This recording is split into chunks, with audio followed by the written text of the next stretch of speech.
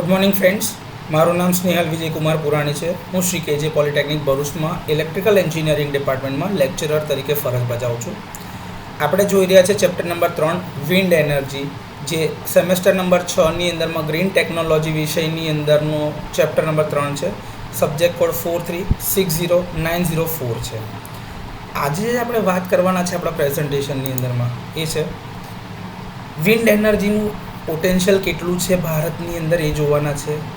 Policy અને આપણો શું મહત્ત્વનો હિસ્સો છે એને વિકસાવવા માટે અલગ અલગ સ્ટેટની શું પોલિસી છે એના ઉપર થોડી વાત કરવાના છીએ. વિન્ડ એનર્જીનું જે પોટેન્શિયલ છે 100 મીટર હાઇટ ઉપર અબાઉ ગ્રાઉન્ડ લેવલ, એટલે કે સમુદ્ર તળથી 100 મીટરની ઊંચાઈ ઉપર એનું શું પોટેન્શિયલ છે એ વાત કરવાના છે. કેપેસિટી યુટિલાઇઝેશન ફેક્ટર, જ્યારે તમે કોઈ બી વિન્ડ ફાર્મની વાત કરશો કાં તો પવનચક્કીની વાત કરશો અને વિન્ડ પાવર જનરેશનની વાત કરશો તો આ એક ટર્મ બહુ ઇમ્પોર્ટન્ટ હોય છે, કેપેસિટી યુટિલાઇઝેશન ફેક્ટર CUF. એના વિશે આપણે થોડી માહિતી લેવાના છે. બીજું થોડુંક ઇન્ફોર્મેશન લઈશું કે જ્યારે આવા પ્લાન્ટના ઇન્સ્ટોલેશન કરવાના હોય તો એ કેવી રીતે આપણે આગળ વધીએ છીએ, એના માટે શું ગાઈડલાઇન ફોલો કરવાની હોય, ઇન્સ્ટોલેશન કેવી રીતે થઈ શકે, કયા પ્રકારની જમીન જોઈએ, એ બધી જ વાતો અંદર વાત કરીશું. વિન્ડ એનર્જીનું પોટેન્શિયલ 120 મીટર ની ઊંચાઈ પર અને 150 મીટરની ઊંચાઈ પર, અને છેલ્લે છે રેફરન્સીસ. તો આપણે વાત કરીએ તો અત્યારે જે વિન્ડ એનર્જીનું પોટેન્શિયલ છે તો એપ્રિલ 2023 પછીથી જે એક ગ્લોબલ રેન્કિંગ બહાર પડ્યું છે જે વિશ્વના દેશોને આધારે, તો એમાં પહેલા નંબર પર ચાઇના છે, બીજા નંબર પર અમેરિકા છે અને ત્રીજા નંબર પર જર્મની છે. ચોથા નંબર પર આપણો ભારત દેશ આવે છે કે જેની ઇન્સ્ટોલેશન કેપેસિટી એપ્રિલ 2023માં 42.8 ગીગાવોટ હતી દરિયાકાંઠાના વિસ્તારમાં. ઓનશોર વિન્ડ એટલે દરિયાકાંઠાના વિસ્તારમાં. વિન્ડ પાવરનું જનરેશન દિવસે ને દિવસે વધતું જઈ રહ્યું છે અને એની પાછળ સરકારની જે નવી ઓફર છે જેની અંદરમાં એમનો જે સહયોગ છે એ જે પ્રદાન કરે છે એના આધારે આપણે વિન્ડનું જનરેશન દિવસે દિવસે વધી રહ્યું છે. 31 ડિસેમ્બર 2024ના ડેટા પ્રમાણે એવું છે કે આપણી જે પાવર જનરેશન કેપેસિટી હતી એ 48.16 ગીગાવોટ સુધી પહોંચાડી દીધી છે. જો એ તમે જોતા હોય તો 42.8 ગીગાવોટ હતી એપ્રિલ 2023, કે જે દોઢ વર્ષની અંદરમાં આપણે બીજા 6.6 ગીગાવોટની આજુબાજુ વધી ગયા છીએ. વિન્ડ જે છે એ એક તો ચોક્કસ નથી, કેમ કે તમને પવનની ઝડપ દરરોજ દરેક વખતે દરેક સિઝનમાં દરેક જગ્યા પર એક સરખી મળી રહે એવું જરૂરી નથી. એનો નેચર જે છે એ બદલાતો રહે છે, એટલે કે ઇન્ટરમિટન્ટ છે. અને એ કયા જગ્યા ઉપર આપણું વિન્ડ ફાર્મ છે એના આધારે એના રિસોર્સ જે છે એને લોકેશનના પેરામીટર જે છે એના આધારે એનું પાવર જનરેશન નક્કી થશે. તો પાવર પ્રોડક્શન માટે સાઇટ સિલેક્શન એ ખૂબ અગત્યનો મુદ્દો બની જાય છે વિન્ડ પાવરની વાત કરવામાં આવે ત્યારે. વિન્ડની અંદરમાં આપણે દિવસે ને દિવસે ઘણા બધા ઇન્સ્ટોલેશન વધતા જાય છે અને ઘણા બધા સ્ટેટ જે છે એ ભારતની અંદરમાં એનું પોટેન્શિયલ વધારવા માટે અલગ અલગ નવી યોજનાઓ લાવી રહ્યા છે. વાત કરીએ તો આપણા ભારત સરકારનું એક ઇન્સ્ટિટ્યૂટ છે national institute of wind energy NIWE, જેને નીવે કહેવાય છે. એણે 900 અલગ અલગ લોકેશન ઉપર વિન્ડ પાવર મોનિટરિંગના સ્ટેશન લગાડ્યા છે આખા ભારત દેશની અંદરમાં, જે 50 મીટર, 80 મીટર, 100 મીટર, 120 મીટર અને 150 મીટર સમુદ્ર તળથી ઉપર, એટલે જમીન લેવલ પર અબાઉ ગ્રાઉન્ડ લેવલ AGL જે કહીએ, એના ઉપર એનું પાવરનું જનરેશન પોટેન્શિયલ કેટલું છે એ માપે અને એના આધારે નકશા તૈયાર કરવાનું કામ એ કરે છે.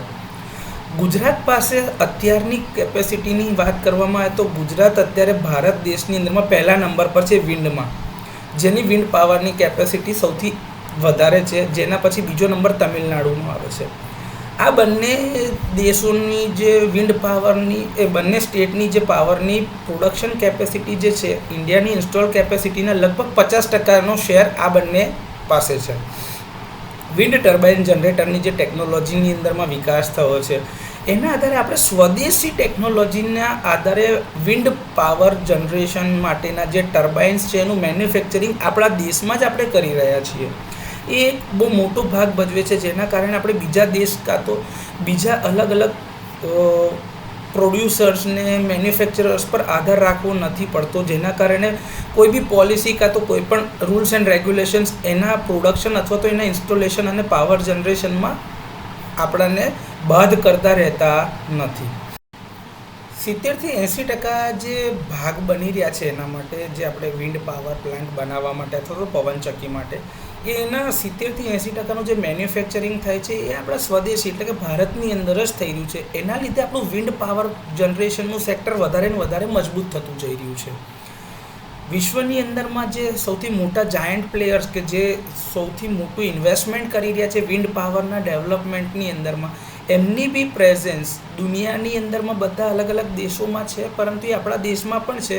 અને એ લોકો 14 અલગ અલગ કંપનીઓ કે જેના આધારે એ લોકો જોઈન્ટ વેન્ચર એટલે કે કોકની સાથે ભાગીદારી કરીને બી લાઇસન્સનું પ્રોડક્શન લઈને આવા પાવર પ્લાન્ટ ઇન્સ્ટોલ કરીને પાવર પ્રોડ્યુસ કરી રહ્યા છે. અલગ પોતાની ફોરેનની સબસિડિયરી કંપની ચલાવી રહ્યા હોય અને ઇન્ડિયાની જે કંપની છે એની અંદરમાં એ લોકો પોતાની ટેકનોલોજી લાવી અને એની અંદરમાં ગ્રોથ કરી રહ્યા છે. તો આ બધા જે પોલિસીના બેનિફિટ હતા એ બહારના વિશ્વના દેશો પણ લઈ રહ્યા છે અને આપણા દેશની અંદર એનું ઇન્સ્ટોલેશન અથવા તો ઇન્વેસ્ટમેન્ટ કરી રહ્યા છે. જોવા જાય તો હવે આપણે એવી કેપેસિટી પર પહોંચી ગયા છે કે જેમાં એક જ વિન્ડ મિલથી આપણે 5.2 મેગાવોટ સુધીનું પાવર પ્રોડ્યુસ કરી શકીએ છીએ. એ કેપેસિટી એક જ મિલની આટલી મોટી છે, તો તમે વિચારો કે કેટલું મોટું સ્ટ્રક્ચર હશે. અત્યારે જોવા જઈએ તો ડોમેસ્ટિકલી વિન્ડ ટર્બાઇન જે છે એનું પ્રોડક્શન 18,000 મેગાવોટ સુધીની કેપેસિટી સુધી આપણે પહોંચાડી દીધું છે. વાત કરવામાં આવે હજી વધારે તો લિસ્ટ જે બને છે કે જેના આધારે આ કંપનીઓ બધી સામગ્રી ખરીદી શકે એટલે કે રો મટીરિયલ લઈ શકે, જે કમ્પોનન્ટ્સ મળતા હોય એના માટે એક લિસ્ટ બને છે જેને કહેવાય છે revised list of models and manufacturers. તો જે લોકો આ લિસ્ટની અંદરમાં જે કંપનીના નામ હોય, જે મેન્યુફેક્ચરરના નામ હોય, એની અંદરમાં કયા ટાઈપ અને કયા ક્વોલિટી સર્ટિફિકેટ ધરાવતા કમ્પોનન્ટ અથવા તો મોડલ જે છે એનું આખું એક મોટું લિસ્ટ ભારત સરકાર તૈયાર કરે છે.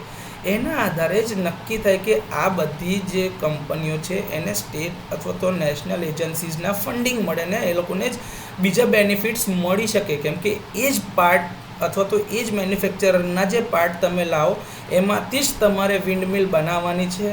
વિન્ડમિલના કમ્પોનન્ટ્સ બધા મેન્યુફેક્ચરર જે છે આ લોકો લિસ્ટવાળા એની પાસેથી લે તો જ તમને સબસિડી અથવા તો બીજા કોઈ પણ બેનિફિટ્સ જે સરકાર દ્વારા મળે છે પોલિસીઝના અંડરમાં એ મળવા પાત્ર રહેશે. અને એની જ વસ્તુનું ધ્યાન જે એજન્સીસ છે અથવા તો કંપનીઝ છે એ ઇન્વેસ્ટર્સ કે જે લોકો પોતાના પૈસા નાખી રહ્યા છે, જે લોકો પોતાની જમીન આપી રહ્યા છે અને જે લોકો ત્યાં આગળ પ્લાન્ટ આમ લીઝ ઉપર લેતા હોય અથવા એટલે કે ભાડે જગ્યા લઈને પોતાનો પ્લાન્ટ ડેવલપ કરતા હોય અમુક વર્ષો માટે, એ બધાને જ આ વસ્તુ લાગુ પડે છે. અને એ બધી જ વસ્તુ થયા પછીથી મેન્યુફેક્ચરર્સના તમે લિસ્ટના જે પ્રમાણમાં હશે એના એ કમ્પોનન્ટ ખરીદવા બાદ તમારે ઇન્ટરનેશનલી એક્રેડિટેડ જે એજન્સી હોય એની પાસેથી સર્ટિફિકેટ લેવા ફરજિયાત છે. એ ફરજિયાત સર્ટિફિકેટ તમારી પાસે હોવા જોઈએ તો જ તમે વિન્ડ પાવર પ્રોડ્યુસ કરી શકો. અને આ સર્ટિફિકેટમાં કયા કયા સર્ટિફિકેટનો સમાવેશ થાય તો એવું કહે છે કે ભાઈ તમે જે વિન્ડ પાવર માટે જે ટર્બાઇનની જે બ્લેડ્સ લઈને આવ્યા છો એનું મેન્યુફેક્ચરર છે તો એનું સર્ટિફિકેટ છે, ક્વોલિટી અશ્યોરન્સનું એ જોવું પડે. બીજા જે hub height, nasal height, electronic કમ્પોનન્ટ્સને એનું મેન્યુફેક્ચરિંગ જે થતું હોય એના બી ક્વોલિટી અશ્યોરન્સના સર્ટિફિકેટ તમારે જોઈએ. અને આ બધું જ જે થતું હોય એ બધું ઇન્ટરનેશનલી એક્રેડિટેડ એજન્સી જે હોય એના દ્વારા એને માન્યતા પ્રાપ્ત થયેલી હોવી ફરજિયાત છે. તો જ એ કમ્પોનન્ટને બધાથી એ વિન્ડ પાવર પ્લાન્ટ પ્રોડ્યુસ કરી શકે અથવા તો પોતાનો પાવર પ્લાન્ટ ડિઝાઇન કરી શકે છે. બીજી આ બધી જ વસ્તુઓના લીધે વધારો કરવા માટે ભારત સરકારે દરિયાકાંઠાના વિસ્તારમાં બી પ્રોજેક્ટ લીધા છે કે જ્યાં આગળ ઓનશોર વિન્ડ પાવર જનરેશન થઈ શકે. એની બી અમુક ગાઈડલાઇન્સ આપેલી છે, એનું બી પાલન કરવું ફરજિયાત છે. બીજો વાત કરીએ તો હજી આ વિન્ડ પાવર પ્લાન્ટનું જનરેશનને વધારવા માટે, લોકોને વધારે પ્રોત્સાહિત કરવા માટે આનું જે વિન્ડ ટર્બાઇન જનરેટર છે એનું મેન્યુફેક્ચરિંગ આપણે સ્વદેશી ભારત દેશમાં જ કરી રહ્યા છે. એના માટે બી ભારત સરકાર તરફથી ખાસા એવા આર્થિક સહાય કરવામાં આવે છે એની અંદરમાં જે લોકો આનું મેન્યુફેક્ચરિંગ કરવા માંગે છે એ લોકોને કન્સેશન આપવામાં આવે છે. જે અમુક નેસેસરી પાર્ટ જે આપણે બહારથી મંગાવવા પડે એ ફરજિયાત છે, જે આપણા દેશમાં બનતા નથી, એના ઉપરની કસ્ટમ ડ્યુટીમાં બી ઘટાડો કરી આપેલો છે.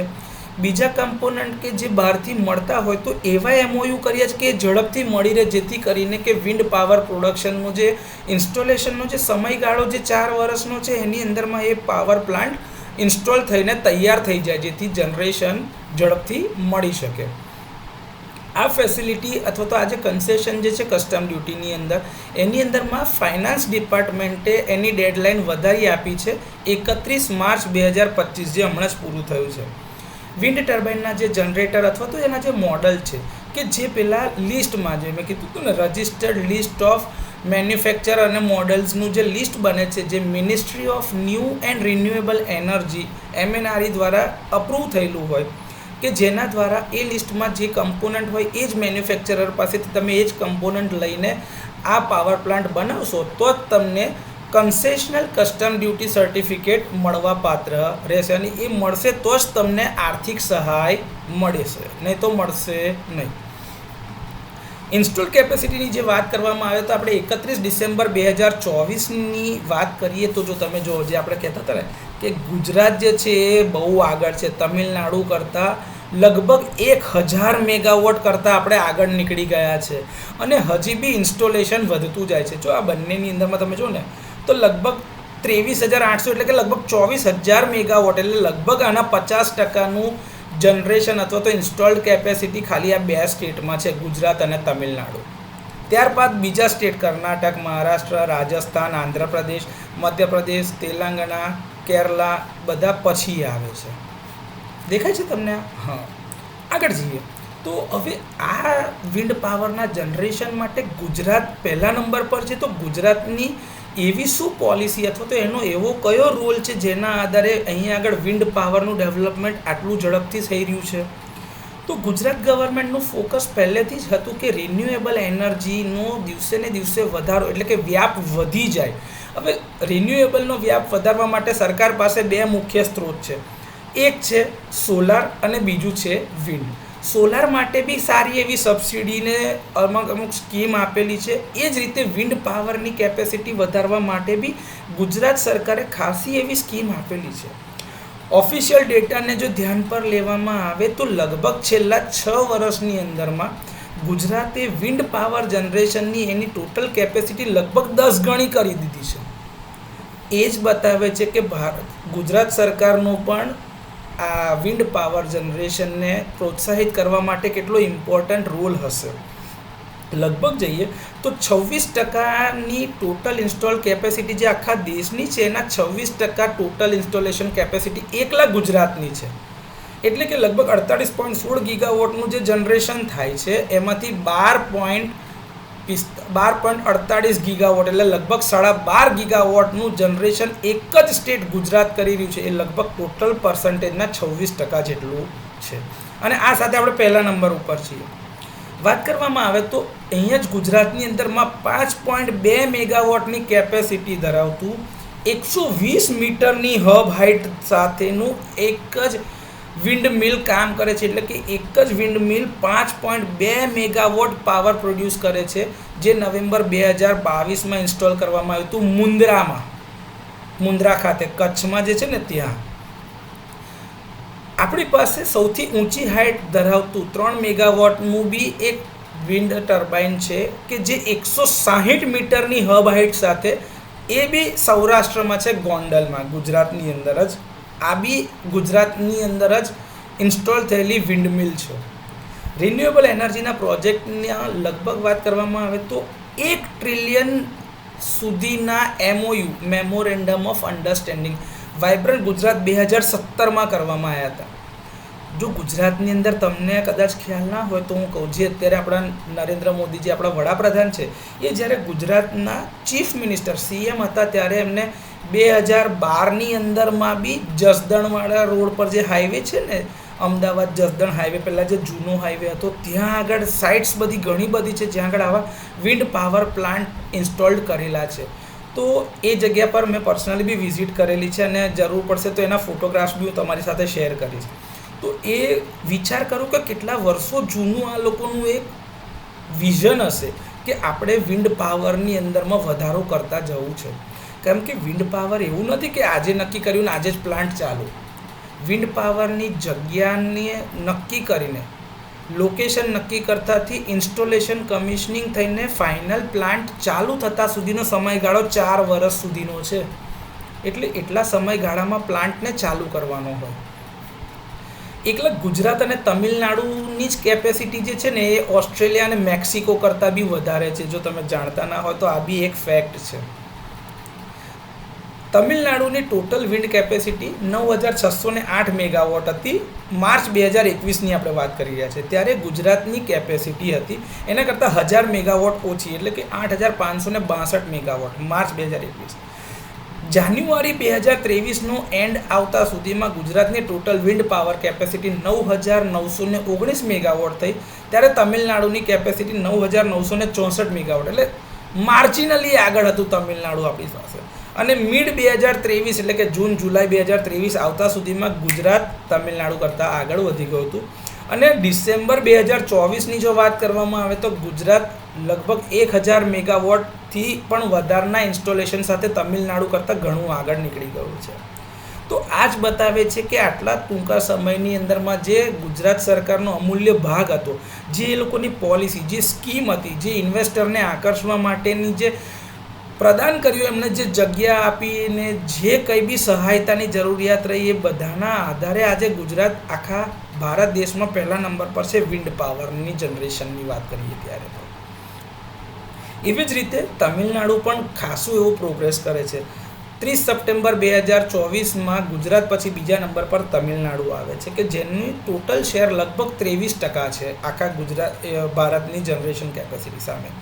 તમિલનાડુની જે ગવર્મેન્ટ છે એને વર્ષોથી આ વસ્તુ વિચારેલી, કારણ કે દરિયાકાંઠાની નજીક છે. તો દરિયાકાંઠાની નજીકમાં બહુ જ ઝડપથી પવન ફૂંકાતો હોય ત્યારે એ લોકોએ ભવિષ્ય વિચારીને કે કોલ બેઝ પાવર પ્લાન્ટથી જે નુકસાન થતા હતા એને સબસિડરી એટલે કે એના સાપેક્ષમાં બીજો કોઈક વૈકલ્પિક વ્યવસ્થા કરવાને ધ્યાને લઈને વિન્ડ પાવર જનરેશન અથવા તો રિન્યુએબલ એનર્જીના રિસોર્સની જરૂરિયાત અને એના મહત્ત્વની ઉપર ભાગ લઈને પોતાની એક અલગ એજન્સી બનાવેલી હતી 1985માં, જેનું નામ હતું તમિલનાડુ એનર્જી ડેવલપમેન્ટ એસોસિએશન. જેવું આપણા ગુજરાત માટે જેડા છે, ગુજરાત એનર્જી ડેવલપમેન્ટ એજન્સી જેડા, એવી રીતે તમિલનાડુમાં ટેડા છે. 1985માં એ લોકો એની સ્થાપના કરી હતી. અને લગભગ 2023 સુધી તમિલનાડુ આખા વિશ્વમાં પહેલા નંબર એટલે આખા ઇન્ડિયામાં પહેલા નંબર પર ચાલતું સ્ટેટ હતું વિન્ડ પાવર જનરેશનની કેપેસિટીના આધારે. ત્યારે અત્યારે વિન્ડ પાવરની જે જનરેશનની કેપેસિટી છે એની સાપેક્ષે તે ટાઈમે તમિલનાડુ 11042.44 મેગાવોટ હતી, જે ગુજરાત કરતાં 1 ગીગાવોટ અત્યારે ઓછી છે. આપણે 12.5 ગીગાવોટ સુધી પહોંચી ગયા છે, એ લોકો હજી 11 ગીગાવોટ છે, એટલે લગભગ 1 ગીગાવોટ આપણા કરતાં પાછળ છે. 1 ગીગાવોટનો જ મતલબ થાય 1000 મેગાવોટ. હજી વાત કરીએ તો ભાઈ એની અંદરમાં 4.2 મેગાવોટની એક સિંગલ ઇન્સ્ટોલ્ડ યુનિટ હતું, એટલે કે એક જ પવનચક્કી જે મૂકેલી હતી એનાથી 4.2 મેગાવોટ પાવર પ્લાન્ટ એટલે પાવર પ્રોડ્યુસ કરી શકાતો હતો, જે તમિલનાડુની અંદરમાં ઓક્ટોબર 2022માં ઇન્સ્ટોલ કરવામાં આવી હતી. પણ એના પછીથી જે મેં કીધું ને કે એના પછીના જ મહિને આપણે ગુજરાતની અંદરમાં 120 મીટરની હબ હાઇટ ઉપર 5.2 મેગાવોટનું પાવર પ્રોડ્યુસ કરી શકે એવું એક વિન્ડમિલનું ઇન્સ્ટોલેશન કર્યું હતું, જે મુન્દ્રામાં છે. નવેમ્બર 2022માં એનું ઇન્સ્ટોલેશન થયું હતું. મુકુંડલ વિન્ડ ફાર્મ જે છે ત્યાં ટોટલ 1500 મેગાવોટની કેપેસિટી ધરાવતા 3000 વિન્ડ ટર્બાઇન એક સાથે કામ કરે છે, અને એ આજે પણ ભારતનો સૌથી મોટો વિન્ડ પાવર પ્લાન્ટ છે. જો આ એનું ફોટોગ્રાફ છે, જો દેખાય છે તમને કેટલી બધી વિન્ડ ફાર્મ, કેટલી બધી વિન્ડ મિલ્સ એક સાથે કામ કરે. આ આખા વિસ્તારની અંદરમાં જે પાવર પ્રોડ્યુસ થાય છે એ બધો એક સાથે ભેગો થઈને એક જ લાઇનથી ગ્રીડમાં જઈ રહ્યો છે. આ છે મુપંડલ વિન્ડ ફાર્મ તમિલનાડુની અંદરમાં. હવે સૌથી હાઈએસ્ટ 5.2 મેગાવોટનો જે પાવર પ્રોડ્યુસ કરી શકે એવી એક સિંગલ વિન્ડ મિલનો ફોટોગ્રાફ છે. આ ઇકોનોમિક ટાઈમ્સમાંથી લીધેલો છે. આને ઓલરેડી મેં રેફરન્સમાં સાઇટ કર્યું છે, એટલે અહીંયા આગળ ક્યાંય ઇમેજ કર્ટસીમાં લખેલું નથી. દેખાય છે 120 મીટરની હબ હાઇટથી તમે નીચે જોઈ રહ્યા છો. આ ઉપર છે અને આખું સ્ટ્રક્ચર નીચે છે જે તમે જોઈ રહ્યા છો. જે આ જે ડાર્ક સાઈડ પર દેખાય છે ને, આ કદાચ એના સ્વિચ ગિયર્સને અને પાવર ટ્રાન્સમિટ કરવા માટે જે ટ્રાન્સફોર્મરને જે બીજી ઓક્ઝિલરીઝ હોય કંટ્રોલ રૂમની તે બધું અહીંયા નજીકમાં જ મૂકેલું હશે. તો આ એક વિન્ડમિલ છે કે જે એકલી 5.2 મેગાવોટ પાવર પ્રોડ્યુસ કરી રહી છે. બીજી વાત કરવામાં તો ઓડિશા. તો ઓડિશા એ બી દરિયાકાંઠાના સ્ટેટ તરીકે જ ઓળખાય છે, જેની વિન્ડ એનર્જીની પોટેન્શિયલ કેપેસિટી સૌથી વધારે છે, પરંતુ એની ઇન્સ્ટોલ કેપેસિટી ખાલી 2 મેગાવોટ છે. વધતા 2012થી અત્યાર સુધીમાં એ લોકો 1700 મેગાવોટ સુધી પહોંચ્યા છે. હવે તમને એવું થશે કે દરિયાકાંઠાની નજીક છે તો પછી આનું પાવર જનરેશનની કેપેસિટી વધારવા માટે ત્યાંની સરકાર કેમ કોઈ જાતના પગલાં નહીં લેતી? ત્યાં આગળ બી પોલિસી અને એ લોકોનો બી ઇમ્પોર્ટન્ટ રોલ તો છે, પરંતુ ઓડિશાની જે ગવર્મેન્ટ છે અથવા તો ઓડિશા જે સ્ટેટ છે એ કુદરતી રીતે ખૂબ જ બેનિફિટ ધરાવે છે, કારણ કે એની પાસે ખૂબ જ મોટા પ્રમાણની અંદરમાં કોલસાનો રિઝર્વ છે અને કોલસાની ખાણ બધી ત્યાં જ છે. અને ત્યાં આગળ મોટી સંખ્યામાં થર્મલ પાવર સ્ટેશન ચાલી રહ્યા છે, પ્લસ ઓલરેડી સરપ્લસ જનરેશન ધરાવે છે, એટલે એને નવા પાવર પ્લાન્ટ ઇન્સ્ટોલેશનની પરમિશન જલ્દી મળતી નથી. એટલા માટે એ સ્ટેટની અંદરમાં હજી બી પાવર જનરેશન થોડું લોઅર ચાલી રહ્યું છે એઝ કમ્પેર્ડ ટુ વિન્ડની જ્યારે વાત કરવામાં આવે છે ત્યારે.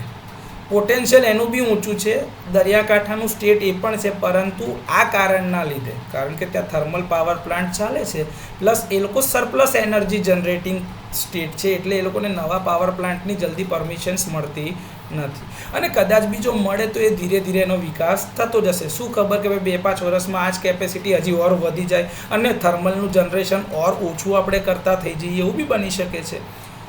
ભવિષ્યનું અત્યારે ખબર નથી, પરંતુ એઝ ઓફ નાવ આવી પરિસ્થિતિ છે. જે મેં તમને કીધું કે ભાઈ national institute of wind energy NIWE જે છે એ આપણા ત્યાં આગળના જે પાવર પ્રોડક્શનની ઉપર ધ્યાન રાખે છે, સાઇટ સિલેક્શનને, એના આધારે ઘણા બધા નકશા તૈયાર કર્યા છે. તો 100 મીટરની હાઇટ ઉપર આપણું જનરેશન જે એ લોકોના મોનિટરિંગ, જે 900 મોનિટરિંગ સ્ટેશન્સ એ લોકોએ સ્થાપેલા છે આખા દેશની અંદરમાં, એના આધારે જે આખું રિઝલ્ટ મળે છે એમની વેબસાઇટ ઉપર જે આપેલું છે એ છે 302.251 ગીગાવોટ, એટલે કે 302.251 મેગાવોટ. આટલો મોટો આંકડો છે 100 મીટર હાઇટ ઉપર જ પાવર પ્રોડક્શન થ્રુ વિન્ડ. વાત કરવામાં આવે તો ફક્ત 2%ની જ લેન્ડ અવેલેબિલિટી ધરાવે છે બીજા સ્ટેટ્સ, જે હિમાલયન સ્ટેટ છે, નોર્થન ઇસ્ટર્ન સ્ટેટ છે, અંદમાન ને નિકોબાર છે, એ લોકોની અંદરમાં આવી જે જગ્યા છે બહુ જ ઓછી છે. તે છતાં બી એ લોકોએ સારું એવું પાવર પ્લાન્ટમાં ઇન્સ્ટોલેશન કર્યું છે. આ એક લિંક આપી છે, એની ઉપરથી છે જેની વેબસાઇટ છે ને, જો તમે આ જોઈ શકતા હોય ને તો આ મારે આ નકશો તમને બતાવો તો ઠીક છે. 80 મીટર લેવલ પરનો આ નકશો છે. આ 50 મીટર અને 80 મીટર ઉપર જે કીધું ને કે કેટલું એ લોકો જનરેશન આપી શકે છે એની વાત છે. એની અંદર બી આપણું જનરેશનની કેપેસિટી સારી એવી છે. જે 100 મીટરની વાત કરીએ છીએ એનો નકશો આવો કંઈક દેખાય છે. હું NIWEની વેબસાઇટ ઉપરથી બી તમને આ નકશા બધા બતાવી જ શકું છું, પરંતુ હમણાં આપણે આ જે જોઈ રહ્યા છે તો આ એક નાનકડો ગ્રાફ જોઈ લો. આ બધું PPTમાં બધાની જરૂરિયાતવાળી PDF તમારી સાથે શેર કરીશ. આ રેન્ક 1, રેન્ક 2, રેન્ક 3 આ અલગ અલગ પ્રકારના ટાઈપ ઓફ લેન્ડ છે, જો અહીં લખેલા છે. રેન્ક 1 એટલે વેસ્ટ લેન્ડ છે, એમાં કેટલું ઇન્સ્ટોલેશન છે. કલ્ટિવેબલ લેન્ડ એટલે કે ભાઈ એની અંદરમાં ખેતી થઈ શકે એવા વિસ્તારમાં કેટલો લેન્ડ છે, એટલે કે ફળદ્રુપ જમીનો. અને ત્રીજો જે છે જંગલ વિસ્તાર છે, તો કે એમાં કેટલું ઇન્સ્ટોલેશન છે, કેટલા ગીગાવોટનું એના અંદર ટોટલ 302 ગીગાવોટનું ઇન્સ્ટોલેશન છે 100 મીટર લેવલ ઉપર. તો દેખાય છે તમને આ બધા અલગ અલગ સ્ટેટનું. એની અંદરમાં પહેલો છે વેસ્ટલેન્ડ, બીજો જે છે ફળદ્રુપ જમીન છે, ને ત્રીજું જે છે એ જંગલ વિસ્તાર છે. તો ક્યાં કેટલું ઇન્સ્ટોલેશન કર્યું છે એ બધી માહિતી અહીંયા આગળ તમને દેખાય છે. આ ચાર્ટ અને બધું જ તમારી સાથે ઓલરેડી શેર કરી શકાય એવું છે, એટલે તમને કરીશું જ. આગળ આપણે વાત કરીએ તો જો એ જે નકશો આપણે તમે જોઈ રહ્યા હતા એ જ નકશો આ છે.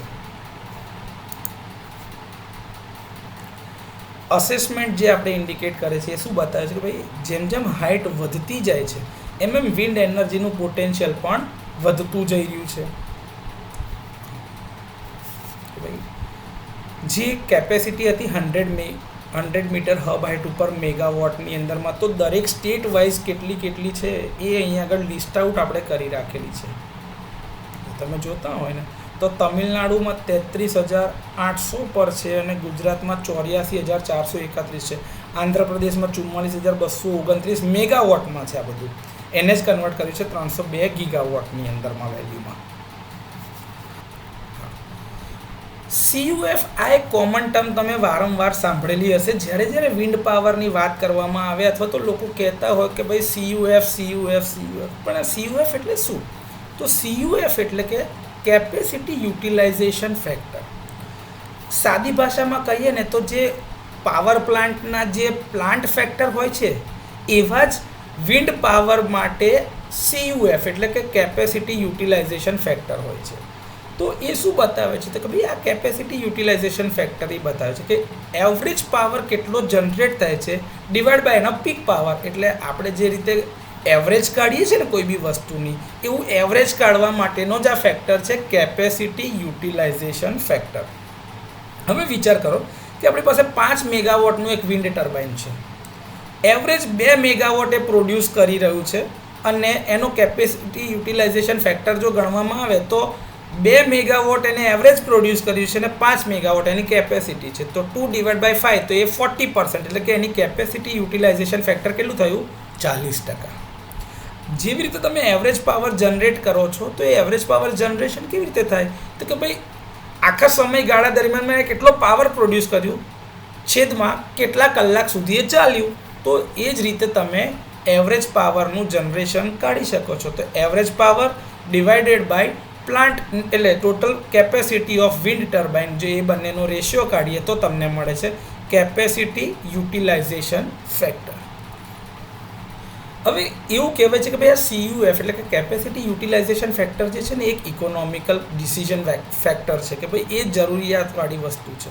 તો કે કેમ એવું? તો કે 1 મિનિટ અથવા તો 1 મહિનાની વાત કરીએ તો ચોક્કસ વાતાવરણ બદલાતું રહેશે, પરંતુ જ્યારે હું 20-30 વર્ષના લાંબા ગાળાની વાત કરું છું કોઈ પણ વિન્ડ ફાર્મ માટે, તો લગભગ આ બધા વેધરના જે કન્ડિશન છે લગભગ એવરેજ આઉટ થઈને કોન્સ્ટન્ટની નજીક પહોંચી શકે એમ છે. તો કેપેસિટી ફેક્ટર જે છે એ ફક્ત ને ફક્ત એકલો જ વેધર ઉપર આધારિત નથી, એની જગ્યા ઉપર બી આધારિત થતો પેરામીટર છે. સાથે સાથે હવે આ બધું તો એવરેજ આઉટ આપણે કરી લીધું 20-30 વર્ષના લાંબા ગાળા માટેની વાત કરીએ તો પછી એના માટે એવું નક્કી થાય કે ભાઈ ત્યાં આગળ મારે કેટલી હબ હાઇટ ઉપર મારો પ્લાન્ટ ઇન્સ્ટોલ કરવો, એટલે કે વિન્ડમિલ સ્થાપવી. એના માટેની બ્લેડનો ખર્ચો કેટલો, ઇન્સ્ટોલેશનનો ખર્ચો, જમીનનો ખર્ચો કેટલો, એની અંદર જે ઇલેક્ટ્રોનિક કમ્પોનન્ટ્સ આવતા હોય અથવા તો જે મિકેનિકલ પાર્ટ્સ આવતા હોય એનો ખર્ચો કેટલો, ગ્રીડના ઇન્ટિગ્રેશન સાથેનો ખર્ચો કેટલો, આ બધાના ખર્ચાને ભેગો ગણવામાં આવે છે. હવે આપણને ખબર છે કે ભાઈ જેમ જેમ લાંબી બ્લેડ લેવા જઈએ એમ એનો ખર્ચો વધતો જાય, કેમ કે મટીરિયલ વધારે છે. પરંતુ એની સાથે એ બી એડવાન્ટેજ મળે કે જેટલી લાંબી બ્લેડ હશે એટલો વધારે પાવર પ્રોડ્યુસ કરતા હશે. તો એ બી જરૂરિયાતવાળી વસ્તુ છે. સાથે જોવા જઈએ તો ભાઈ ટૂંકી નાની બ્લેડ વાપરીએ તો એની અંદરમાં જે ઇલેક્ટ્રિકલ્સના અને ઇલેક્ટ્રોનિક્સના જે પાવર રેટિંગ હશે એ ઓછા થતા જશે. લાંબી બ્લેડની સાથેની જ વાત કરીએ છીએ તો એવું થયા કરશે કે ભાઈ તમારું મેક્સિમમ પાવર રેટિંગ જેમ જેમ વધતું જશે એમ ઇલેક્ટ્રિકલ અને ઇલેક્ટ્રોનિકના સાધનો વધારે ને વધારે સસ્તા થતા જશે અને એટલે જ ગ્રીડ સાથેનું કનેક્શન બી વધારે સસ્તું થતું જશે. તો જે બી વિન્ડ પાવર ડેવલપર હશે એ એવું ટર્બાઇન પસંદ કરશે કે જેની લંબાઈ બ્લેડની લંબાઈ લાંબી હોય છે. પેલા 3 પાંખિયા હોય છે ને આગળ, એ લંબાઈ વધારે લાંબી હોય અને એના ઇલેક્ટ્રોનિક્સના જે રેટિંગ હોય એ ઓછા હોય, એટલે કે જલ્દી હીટઅપ ના થતું હોય અને એનો પીક પાવર કન્ટિન્યુઅસલી પ્રોડ્યુસ કરે કે જેના રેટેડ પાવરની ખૂબ જ નજીક હોય અને જ્યારે બી એને ચાલુ કરવામાં આવે તો એટલો ને એટલો જ પાવર એ પ્રોડ્યુસ કરતો હોય. તો આવું થતું હોય ત્યારે જ્યારે બી પવન ફૂંકાતો હોય ત્યારે એને લગભગ ચાલુ રાખી શકાય. તો એની કેપેસિટી ફેક્ટર જો ગણવામાં આવે તો એ લગભગ દરિયાકાંઠાની નજીકમાં 80% સુધી એ કેપેસિટી ફેક્ટર જતો હોય છે, એટલે કે CUFની વેલ્યુ લગભગ 80%ની નજીક જતો હોય છે. પરંતુ આ કેસની અંદરમાં જોઈએ તો એ લગભગ આખો દિવસ આપણે ચાલુ રાખી શકતા નથી. એનો ઓપરેટિંગ ટાઈમ જે છે એ સમયગાળો ખૂબ જ ઓછો છે. મેં તમને અગાઉ બી કીધું હતું કે આપણા જે વિન્ડ પાવર પ્લાન્ટ જે ચાલે છે, જે આખા વર્ષમાં પાવર પ્રોડ્યુસ કરે છે ને, એ લગભગ 5 મહિનામાં જ એની કેપેસિટીના 85થી 90% જેટલો પાવર પ્રોડ્યુસ કરી આપે છે તમને. આ સમયગાળો તમારો ચોમાસાવાળો વખતનો જે છે કે જ્યારે વિન્ડ ખૂબ જ ઝડપથી ફૂંકાતો હોય ત્યારનો આ સમયગાળો છે, જે તમને ખૂબ જ ફાયદાકારક રહી શકે છે. બીજી બાજુ જોવા જાય તો કે એ જ જગ્યા ઉપર જો ડેવલપર એવું વિચારે કે ભાઈ એને ટૂંકી બ્લેડ વાપરવી છે, ઇલેક્ટ્રિકલ અને ગ્રીડના કનેક્શન ભલે ઊંચા થઈ જતા પણ ટૂંકી બ્લેડ વાપરવી છે, તો આ બંનેનું કમ્પેરિઝન નીકળે. આ કેસમાં એવું બી થાય કે ભાઈ જે ટર્બાઇન જે છે એનો પીક પાવર ક્યારેય જનરેટ ના બી કરતો હોય અને એનો એવરેજ પાવર જે છે એ લગભગ 1%ની આજુબાજુ રેટેડ પાવર લગેલો હોય, પણ એ કન્ટિન્યુઅસલી ચાલ્યા કરે લાંબા સમય સુધી, તો એની અંદરમાં તમને જલ્દી એફિશિયન્સી મળતી નથી. આવા કેસમાં એનો CUF એટલે કે કેપેસિટી યુટિલાઇઝેશન ફેક્ટર ફક્ત 1% છે. તો એક જ સાઇટની એક જ સરખા પવનની વાત કરવામાં આવે તો અલગ અલગ ડિઝાઇનના આધારે તમને અલગ અલગ કેપેસિટી ફેક્ટર મળે છે, 1% કે 80%, કાં તો એ બેની વચ્ચે કોઈ પણ એક આંકડો. તો આ જ બધાના આધારે લગભગ 80% જેટલા સમયગાળા દરમિયાનમાં આપણે દરિયાકાંઠાના વિસ્તારમાં કે જ્યાં આગળ તમારે ચાલુ રાખવાનો છે ત્યાં આગળનો કેપેસિટી ફેક્ટર આટલો ઊંચો મળી શકે છે. અને પાવર જે જનરેટ થાય છે એ એક કંટ્રોલ પેરામીટર છે કે ક્યારે તમારે વિન્ડમિલ ચાલુ કરવી, ક્યારે એને બંધ કરવી. એવું બી થશે કે ભાઈ જે મેક્સિમમ પોસિબલ પાવર એક મોમેન્ટ ઉપર મળે છે એ વિન્ડ સ્પીડ નક્કી કરે છે, પરંતુ એકચ્યુઅલ પાવર જે બી જનરેટ થતો હશે એ એની 0 અને પીક વેલ્યુની વચ્ચે જ પ્રોડ્યુસ થતો હશે. પરંતુ એ જે પાવર મળે છે એ તો દર મિનિટે અથવા તો દર સેકન્ડે પવનની ઝડપ બદલાતી ઘટતી હોય, તો એ કેટલા એંગલ ઉપર એ બ્લેડને લાગે છે, કે બાજુની બ્લેડ પોઝિશન છે એના આધારે એનું જનરેશન વેરી થયા કરતું હોય આખા દિવસ દરમિયાનમાં. તો એના માટે તમારે યો કંટ્રોલની બી જરૂર છે અને બ્લેડના કંટ્રોલ્સની બી જરૂર છે. તો એ ઘણા બધા ટાઈપના આપણે કંટ્રોલ જોઈએ છે. એટલે કે કંટ્રોલ મિકેનિઝમના આધારે તમારે ઘણું બધું નક્કી કરવું પડશે. પ્લસ આ જે પાવર પ્રોડ્યુસ થાય છે એ પાવર ડાયરેક્ટ તમે ગ્રીડમાં નહીં નાખી શકો, કારણ કે એની ઝડપ અલગ અલગ છે. તો તમારે એમાં ફ્રીક્વન્સી કંટ્રોલ બી રાખવો પડશે, બેલેન્સિંગ બી રાખવું પડશે, બ્રેકિંગ મિકેનિઝમ બી જોઈશે, એને ઇમ્પ્રૂવ થતું હોય એવું ગિયર મિકેનિઝમની સાથે પાવરને એવો મેચ કરવો પડે જેથી કરીને તમે એને ગ્રીડમાં નાખી શકો. આ બધી સર્વિસીસ એ તમારા કંટ્રોલ યુનિટ જે વિન્ડ મિલની નીચે બનેલું હોય છે ને એ કરતું હોય છે. આ એટલા માટે કહું છું કારણ કે ઘણા બધા સાયન્ટિફિક લિટરેચર અથવા તો પેપરોની અંદરમાં કોઈકના થીસીસની અંદરમાં બધી જગ્યા પર આ બધી વસ્તુ લખેલી હોય છે ને એની અંદરમાં ગ્રીડ કંટ્રોલર્સ એવો ભાગ અથવા તો એવું નામ તમને સાંભળવા મળી શકે છે. આ ગ્રીડ કંટ્રોલર આ જ બધી વસ્તુઓનું ધ્યાન રાખતો હોય છે. કેપેસિટી યુટિલાઇઝેશન ફેક્ટર જે છે એ એકચ્યુઅલી જો તમે વિચારવા જતા હોય અથવા તો જોતા હોય તો એ એક અનકન્ટ્રોલ ફેક્ટર છે કે જે આપણા હાથમાં નથી, કારણ કે પવનની એકચ્યુઅલ ઝડપ કેટલી હશે તમને નથી ખબર, એનો ડાઉન ટાઈમ કેટલો છે એ તમને ખબર નથી. એટલે કે કેટલો સમય તમારે વિન્ડમિલ બંધ રાખવાની છે, ડાઉન ટાઈમનો મતલબ કેટલો સમય તમે એને બંધ રાખવાનો છે. કારણ કે જો તમે જોવા જાઓ તો આપણે એક ગ્રાફ જોયો હોય ને તો એમાં એવું કહે છે કે વિન્ડ પાવર ચાલુ થવા માટે જે કટ ઇન સ્પીડ જે હોય ને એ 12 મીટર પર સેકન્ડની છે અને 25 મીટર પર સેકન્ડ પર આપણે એને કટ આઉટ કરીએ છીએ. એટલે લગભગ 12થી લઈને 25 મીટર પર સેકન્ડની ઝડપ ધરાવતા પવનમાં જ આપણે પાવર પ્રોડ્યુસ કરીએ છીએ. 3 મીટર પર સેકન્ડ પર તમે એને ચાલુ કરો છો, પરંતુ એનું જનરેશન જે 12 મીટર પર સેકન્ડની ઝડપ પર પહોંચતા લગીનમાં એ એક્સપોનેન્શિયલી વધતું જાય છે. એની પીક રેટેડ વેલ્યુ પર પહોંચવા માટેની ઝડપ છે 3 મીટર પર સેકન્ડથી 12 મીટર પર સેકન્ડની વચ્ચે. આ બધી જ વસ્તુઓનું ધ્યાન રાખવામાં આવે છે જ્યારે તમે ગ્રીડ ઇન્ટિગ્રેટ કરતા હશો ત્યારે. હવે જોઈએ કે થોડાક વર્ષોના સમયગાળા પછીથી ઘણીવાર એવું બને છે કે ભાઈ વિન્ડ સ્પીડ વધતા ખૂબ જ વધી જાય અથવા તો એક કોન્સ્ટન્ટ લઈ લઈએ, કેમ કે આપણો સમયગાળો લગભગ 25 થી 30 વર્ષનો લીધો છે. તો એની અંદરમાં તમે વિન્ડ સ્પીડને વેરિયેબલ નહીં લઈને કોન્સ્ટન્ટ લઈ લો તો તમે કેપેસિટી ફેક્ટર જે છે એ આસાનીથી ગણી શકશો. તો તમે એવું બી કહી શકો કે ભાઈ ધારો કે એન્વાયરમેન્ટલ કન્ડિશન કોન્સ્ટન્ટ થઈ ગઈ, વિન્ડની સ્પીડ બી તમે કોન્સ્ટન્ટમાં ગણી લીધી છે, એનો ડાઉન ટાઈમ જે છે હવે એના આધારે તમે ગણશો તો પ્લાન્ટનું જે યુટિલાઇઝેશન ફેક્ટર છે, એવી રીતે કેપેસિટી યુટિલાઇઝેશન ફેક્ટર જે છે એ લગભગ નજીકનો આંકડો તમને મળી શકે છે. તો એવા પ્રકારની રચના અથવા તો ડિઝાઇન તમે સજેસ્ટ કરી શકો છો અથવા તો ઇન્સ્ટોલ કરી શકો છો. ઘણીવાર શું કરે છે કે ભાઈ જે ઇકોનોમિસ્ટ એટલે કે જે અર્થશાસ્ત્રીઓ હોય એ લોકો શું કરે છે કે આ બધી વસ્તુઓને કોન્સ્ટન્ટ સમજી લે છે અને ઉચ્ચ કેપેસિટી ફેક્ટર ધરાવતી જે વિન્ડમિલ હોય એને વધારે સારું સોલ્યુશન આપે છે લોઅર વન કરતાં, એટલે કે જેની કેપેસિટી ફેક્ટર ઓછું છે એના કરતાં. પરંતુ આ બધા જ અઝમ્પશન જે તમે લઈ લો છો એની કોઈક વાર ગણતરી ઊંધી બી પડી શકે છે, કારણ કે આ કોન્સ્ટન્ટ હોતા નથી. પરંતુ 25 થી 30 વર્ષનો જો પીરિયડ લેવામાં આવે તો લગભગ એને કોન્સ્ટન્ટ ગણી શકાય છે.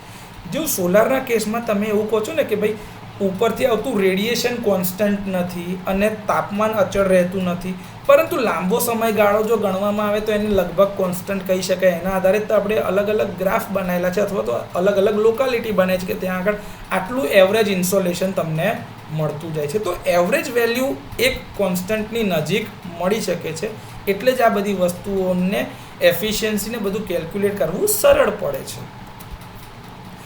જ્યારે હવે હું અત્યારે હવે ડેવલપર છું તો મારે જ્યારે ટર્બાઇન નક્કી કરવાનું થાય તો હું એવું જ કહીશ કે ભાઈ 80% કેપેસિટી ફેક્ટરવાળા જે છે લાંબી બ્લેડવાળા જે છે એવા જ ટર્બાઇન મારે જોઈએ છે, કારણ કે એનાથી એવું થશે કે આગળ જતાં ભવિષ્યની અંદરમાં હું ઘણા બધા પૈસા બચાવી શકીશ કે ભાઈ પાવર વધારે પ્રોડ્યુસ થશે, ગ્રીડ ઇન્ટિગ્રેશનનો ખર્ચો મારે ઓછો કાઢવો પડશે અને બીજા ઘણા બધા પૈસા મારા બચતા જશે અને કેપેસિટી બી વધારવી હશે તો મારે સ્ટ્રક્ચરમાં બહુ મોડિફિકેશન કરવા પડશે.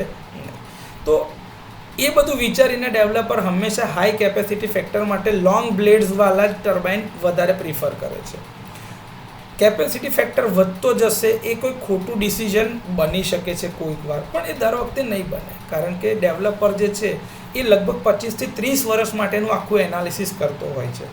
તો મેક્સિમાઇઝિંગ કેપેસિટી ફેક્ટર જે છે એ કોઈક વાર ખરાબ ડિસિઝન ક્યારે બનશે તો કેવું બની શકે કે ભાઈ તમે બધા ખર્ચા અત્યારે કરી રહ્યા છો, પરંતુ એ સમય દરમિયાનની કન્ડિશન એવું નથી ને એનો ડાઉન ટાઈમ વધારે છે, તમે પાવર પ્રોડ્યુસ નથી કરી રહ્યા એની કેપેસિટી સુધીનું, તો એ આઇડલ પડી રહ્યું છે, તો ત્યાં આગળ તમે પાવર પ્રોડ્યુસ કરતા બી નથી, તો એ વપરાતું નથી, તો આ કેસમાં તમને નુકસાન જઈ શકે છે.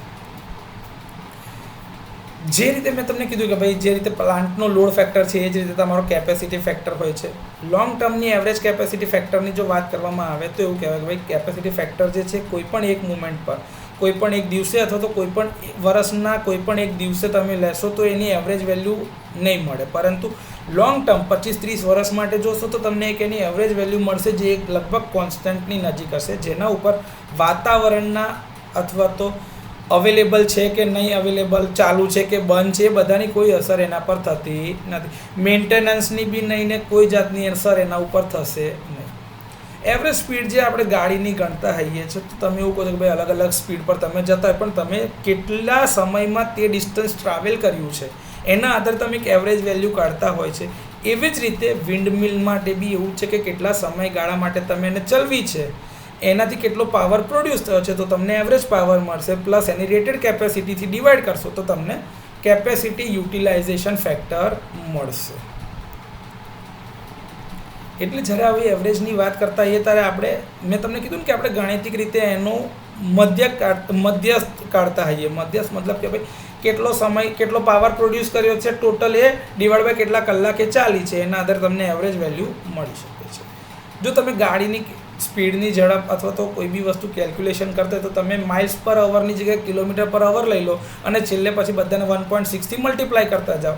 ભલે ને પછી તમે કેપેસિટી 10% વધારો કે 10% ઘટાડો, એનાથી આન્સરમાં કોઈ છેલ્લે ફરક પડવાનો છે નહીં, ખાલી કેપેસિટી વધ કે ઘટમાં જ ફરક પડે છે.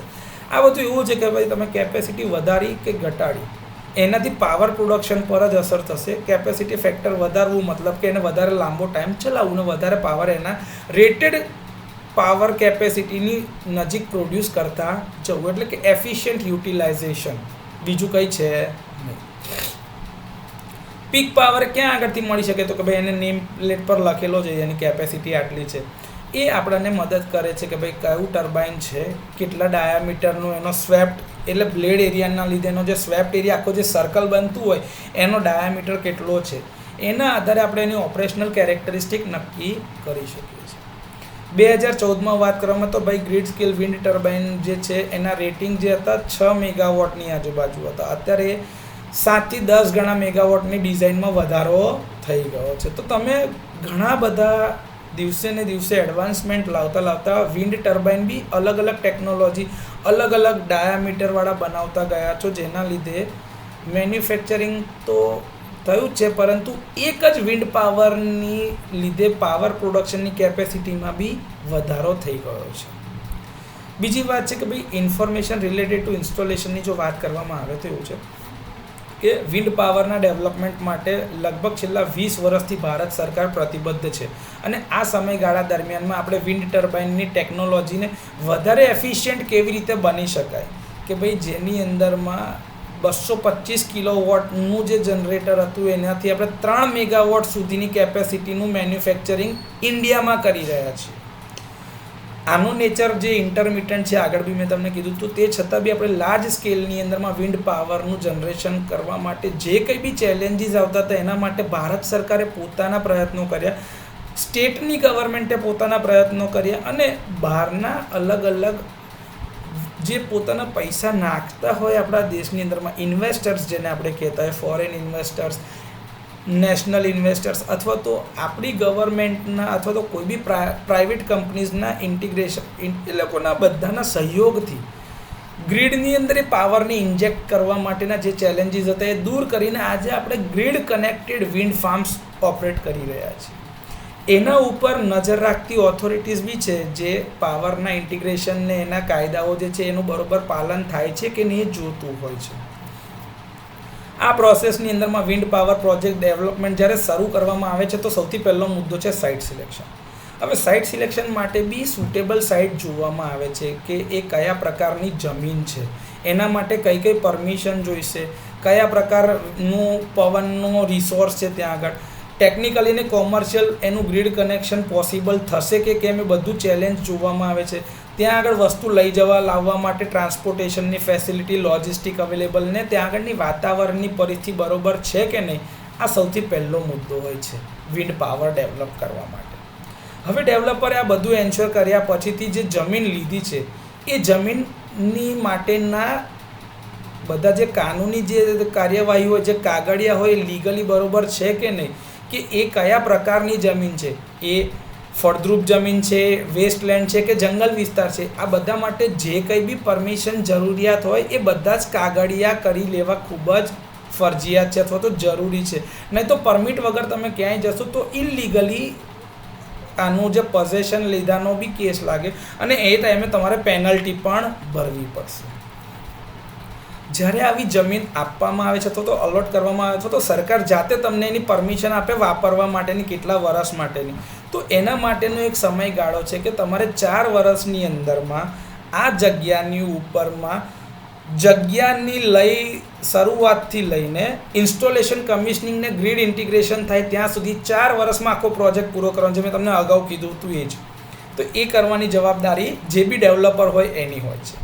જો એ પ્રોજેક્ટ એટલા સમયગાળા દરમિયાનમાં ના પૂરો થાય તો જે જમીન આપી હતી સરકારે અથવા તો એની જે પરમિશન આપેલી હતી આના માટેની, એ પરમિશન રદ થઈ શકે છે. પરંતુ એ કેસની અંદરમાં ડેવલપરને નુકસાન ના જાય એના માટે એમાં તમે એક્સટેન્શન માંગી શકો છો.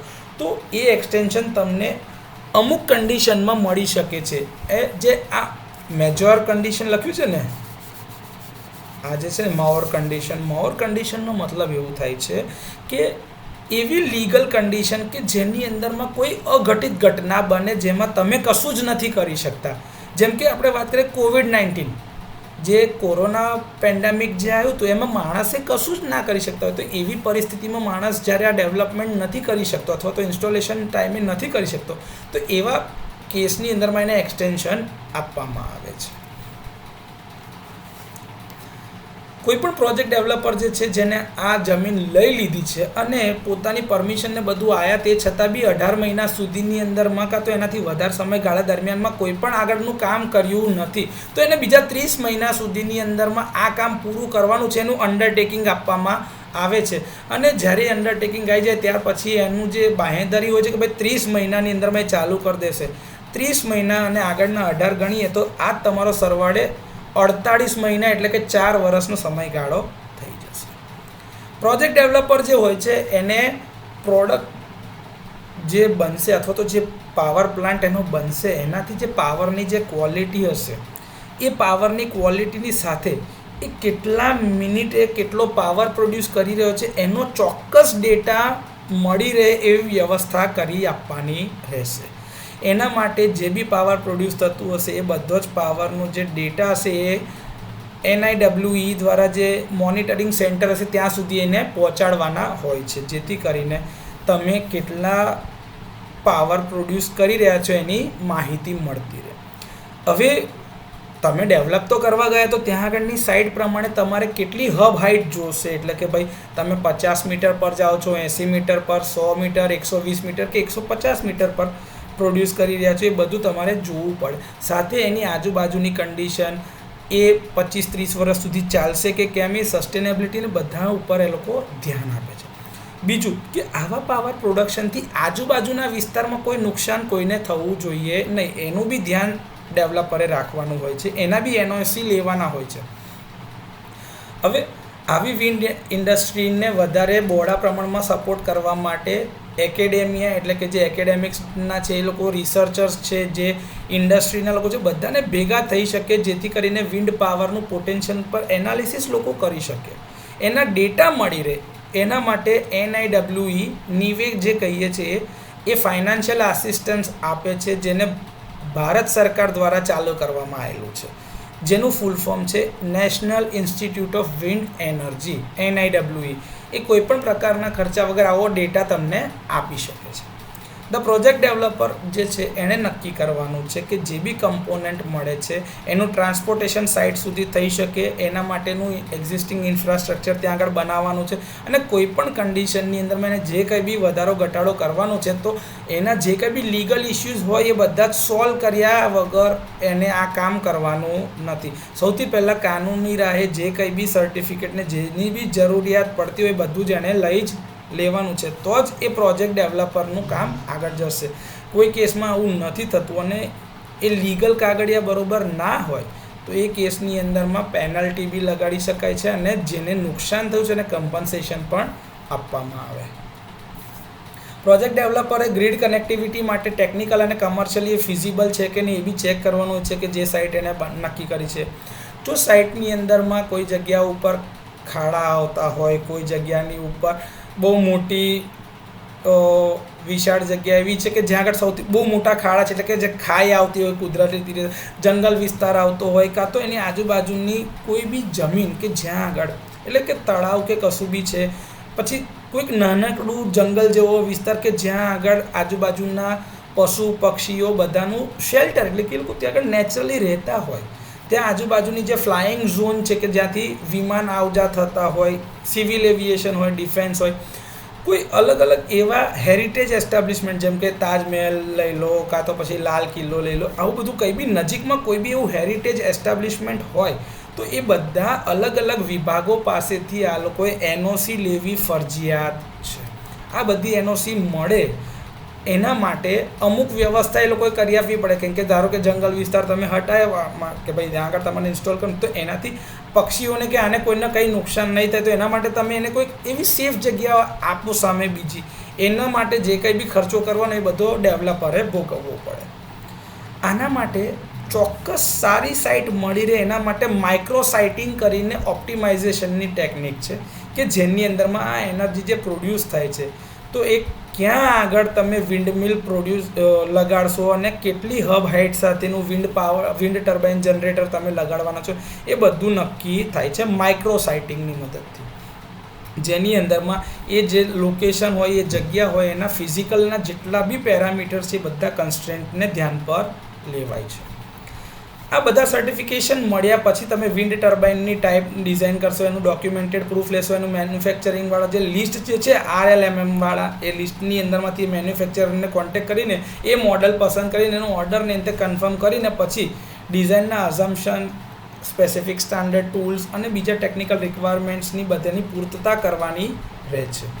વિન્ડ ટર્બાઇનનું જે મોડલ જે છે જેની પાસે સર્ટિફિકેટ હશે ઇન્ટરનેશનલી એક્રિડેટેડ એજન્સી મારફતનું સર્ટિફિકેટ હોવું ફરજિયાત છે, તો જ તમને આગળ જતાં લાભ બધા મળવા પાત્ર રહેશે. હજી વાત કરીએ તો ભાઈ જે લોકેશન જે વિન્ડ ટર્બાઇનની જે છે મેં તમને કીધું કે ભાઈ માઇક્રો સાઇટિંગથી તમે નક્કી કરો છો, એના આધારે અમુક ઓપ્ટિમાઇઝેશનના રન લેવામાં આવે છે, જેમાં વિન્ડ ફ્લોનું મોડેલિંગ લેવામાં આવે છે, linear non linear power flow optimisation જોવામાં આવે છે, ટેકનિક બીજી અલગ અલગ જે છે અલગ અલગ અલ્ગોરિધમ્સ છે એના આધારે એનું અસેસમેન્ટ કરવામાં આવે છે, જેના માટે વિન્ડ ટર્બાઇનના સેફ્ટી સ્ટાન્ડર્ડ IEC 61400-1 આ જે સ્ટાન્ડર્ડ છે આની બી PDF અવેલેબલ છે, તમારી જોડે શેર કરીશ. એ એવું કહે છે કે ભાઈ એક્સ્ટ્રીમ વિન્ડ કન્ડિશનને જુઓ, ફ્લો ઇન્ક્લિનેશન બદલીને જુઓ, વર્ટિકલ વિન્ડ શિયર ફોર્સ કેટલું લાગે છે, એનું ટર્બ્યુલન્સના લીધે કેટલું ફોર્સ લાગે છે, બીજી અલગ અલગ ઇફેક્ટને ધ્યાન પર લો, એના જે કરેક્શન્સ આવતા હોય એ કરેક્શન્સને ધ્યાન પર લો, એની અંદરની જે ટેરેન એટલે કે વિસ્તારની કોમ્પ્લેક્સિટી શું છે એ બધા જ પેરામીટરને ધ્યાને લઈને આખું એનાલિસિસ કર્યા બાદ જો એ સાઇટ નક્કી થાય કે આટલી હબ હાઇટ માટે એ ચાલશે, તો ધારો કે 100 મીટરની હબ હાઇટ કીધું તો તમારે 100 મીટરની જ વિન્ડમિલ લગાવવી પડશે. તમે એનાથી ઉપરની હબ હાઇટવાળી વિન્ડમિલ ત્યાં લગાડી શકો નહીં, તમને પરમિશન બી તો જ મળે.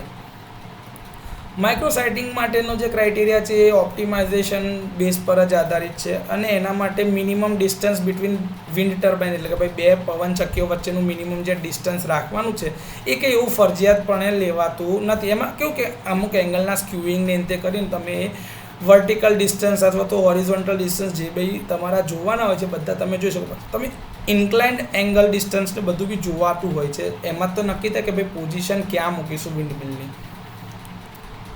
ડેવલપર જે છે એને ડિસ્ટન્સ રાખવાનું છે 2D જેટલું ડિસ્ટન્સ, એટલે કે D એટલે rotor diameter, perpendicular to the predominant wind direction, કે ભાઈ કઈ દિશાથી પવન આવવાનો છે એને 90 ડિગ્રીના ખૂણા પરની આપણે વાત કરી રહ્યા છે. અને 3D એટલે કે 3 ડાયામીટર ઓફ રોટર જે છે એટલું ડિસ્ટન્સ રાખવાનું છે predominant wind direction from the boundary line of each adjoining land of the other developer, બીજા કોઈ આજુબાજુના ડેવલપર હોય એની સાથેથી. ડેવલપરે જે છે એ વેક લોસ જે છે 10%ની આજુબાજુ જ રાખવાનું છે વિન્ડ ટર્બાઇન અને appropriate offset wind turbine site on a footprint basis. આ તમારે ગણતરીમાં લેવાનો હોય છે. વિન્ડ ટર્બાઇન જે છે એ 500 મીટરમાં કોઈ પણ આજુબાજુની જે જગ્યા છે કે જ્યાં આગળમાં ઘોંઘાટ નોઇઝને અંતે પ્રોડ્યુસ ના કરી શકતો હોય એ બધું ધ્યાન રાખવાનું છે. મેં જે તમને કીધું ને કે આજુબાજુની વસાહતને નુકસાન કરતું હોય તો ત્યાં આગળથી બધા જ જરૂરી ક્લિયરન્સ લેવા, NOC લેવા ફરજિયાત છે એ જ. માઇક્રોસાઇટિંગની જે ટેકનિક જે છે એના આધારે રીપાવરિંગ અથવા તો ઇન્ટરકોપિંગ જે છે એ ટેકનિકનો યુઝ કરીને તમે ઇન્વેસ્ટર અથવા તો ડેવલપર જે છે એ બીજા કોઈ પણ અલગ પ્રકારના કન્સ્ટ્રેન્ટની સાથે મિનિમમ ડિસ્ટન્સને બાજુ પર રાખીને પોતાનું ઓપ્ટિમાઇઝડ યુટિલાઇઝેશન કાઢી અને લેન્ડની અથવા તો એ જે વિસ્તાર મળ્યો છે જેની ઉપરથી વિન્ડ પાવર પ્રોડ્યુસ કરવાનો છે એનું યુટિલાઇઝેશન એ કરી શકે છે. એટલું છે કે જે બી ડેવલપર છે એને એનું ડિસ્ટન્સ રાખવાનું છે કે HH એટલે કે હબ હાઇટ, જે તમારી હબ હાઇટ છે એ 1/2 ઓફ RD એટલે કે half of the rotor diameter, અને બીજું સેફ ડિસ્ટન્સ 5 મીટરનું જે છે એ ક્યાંથી તો કે ભાઈ જે પબ્લિક રોડ જતા હોય, રેલવે ટ્રેક જતા હોય, હાઈવે જતા હોય, બહુ મોટા મોટા બિલ્ડિંગ છે, પબ્લિક ઇન્સ્ટિટ્યુશન્સ છે, અથવા તો EHV લાઇન્સ જે જતી હોય જે તમારી આજુબાજુથી, તેનાથી આટલું ડિસ્ટન્સ રાખવું ફરજિયાત છે. એટલે કે ટોટલ ડિસ્ટન્સ ધારો કે હું 120 મીટરની હબ હાઇટ લેતો હોય, મારો રોટરનો ડાયામીટર ધારો કે 90 મીટર છે, તો 120 + 45 + 5 એટલે ટોટલ 120 + 45 ને 5 એટલે 170 મીટર જેટલું ડિસ્ટન્સ રાખવું પડે આ બધી જગ્યાઓથી, તો જ એને ક્લિયરન્સ મળે, તો જ એ પોતાની એ લોકેશન ઉપર વિન્ડ મિલ ઊભી કરી શકે. આટલું ડિસ્ટન્સ હોવું ફરજિયાત છે. એસ્ટાબ્લિશમેન્ટ અને ઇવેક્યુએશન અરેન્જમેન્ટ જે કરી હોય, ગ્રીડની કનેક્ટિવિટી કરી હોય, એ બધા જ માટે એ લોકોએ ઇલેક્ટ્રિસિટી રેગ્યુલેટરી કમિશન, જેમ ગુજરાત હોય તો એ લોકોએ GERC પાસેથી NOC લેવું અથવા તો જે કંઈ બી એના કાયદા કાનૂનો એનું પાલન કરવું ફરજિયાત છે, તો જ એ લોકો ગુજરાત ગવર્મેન્ટની જે ગ્રીડ લાઇન્સ છે એમાં પોતાનો પાવર ઇન્જેક્ટ કરી શકતા હોય.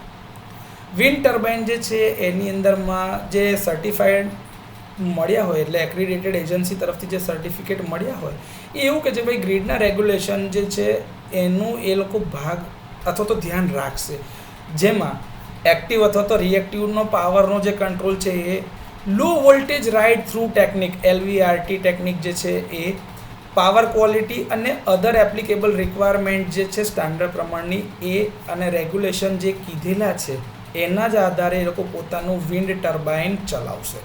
લો વોલ્ટેજ રાઇડ થ્રુ ટેકનિક માટે એનું ધ્યાન રાખવા માટે જ આપણે ડેડ એન્ડ પીટીનો યુઝ કરીએ છીએ કે ભાઈ ત્યાં આગળના વોલ્ટેજ કેટલા છે એના આધારે વિન્ડમિલ ચાલુ કે બંધ કરવાનો કંટ્રોલ લઈ શકાય. LVRT લો વોલ્ટેજ રાઇડ થ્રુ કહેવામાં આવે છે. આ બધા વિશે ડિટેલમાં સમજી શકાશે. અત્યારે લેક્ચરની અંદરમાં એ કન્વર્ઝેશન આપણે લેતા નથી. બીજું બી છે કે ભાઈ આની અંદરમાં જે પ્રોજેક્ટ ડેવલપર જે છે એને પોતાના જે ઇન્સ્ટોલેશન છે ત્યાં આગળ એક મીટર લગાડવું પડે છે, જેને ABT મીટર કહે છે, અવેલેબિલિટી બેઝડ ટેરિફ મીટર, કે જે મીટર લગાડવું ફરજિયાત છે. એની આજુબાજુમાં ટેલિફોનિક કમ્યુનિકેશનની ફેસિલિટી જતી હોય, પોલિંગ સ્ટેશન અથવા તો સબ સ્ટેશન જે છે એ બધાની અંદરમાં આ બધી જ વસ્તુઓ જે લગાવવાની છે મીટરો એ બધા કમ્પ્લીટ હોવા જોઈએ, જેના આધારે જરૂર પડે ને ચાલુ બંધ કરી શકાય, એનું રેગ્યુલેશન કરી શકાય, બધું જ હોવું જોઈએ. ત્યાં આગળ એવું બી છે કે ભાઈ તમારે કમ્યુનિકેટ કરવું પડે છે ગ્રીડ પેરામીટર્સની સાથે રિયલ ટાઈમ માટે, તો ત્યાં આગળ ઇન્ટરનેટનું કનેક્શન હોવું ફરજિયાત છે અને એ જે ડેટા જતો એ રિજનલ અથવા તો સ્ટેટ લોડ ડિસ્પેચ સેન્ટર સુધી ડાયરેક્ટ જઈ શકે એવી વ્યવસ્થા કરવાની રહેતી હોય છે. જે મેં તમને કીધું ને ગ્રીડ ઇન્ટિગ્રેશનવાળું, જે પેલા નીવેના જે 900 મીટરિંગ સ્ટેશન મૂકેલા છે જ્યાં આગળ આ બધા જ ડેટા પોઈન્ટ્સ મળતા હોય એ જગ્યા સુધી. હવે કયા રાજ્યમાંથી કેટલો પાવર પ્રોડ્યુસ થાય છે એનો આંકડો તમને લોડ ડિસ્પેચ સેન્ટરના જે પાવર પ્રોડક્શનની જે કેપેસિટી છે ત્યાંથી તમને મળતો જાય, એટલે SLDC અથવા તો RLDC સુધી એના ડેટા મળવા જોઈએ.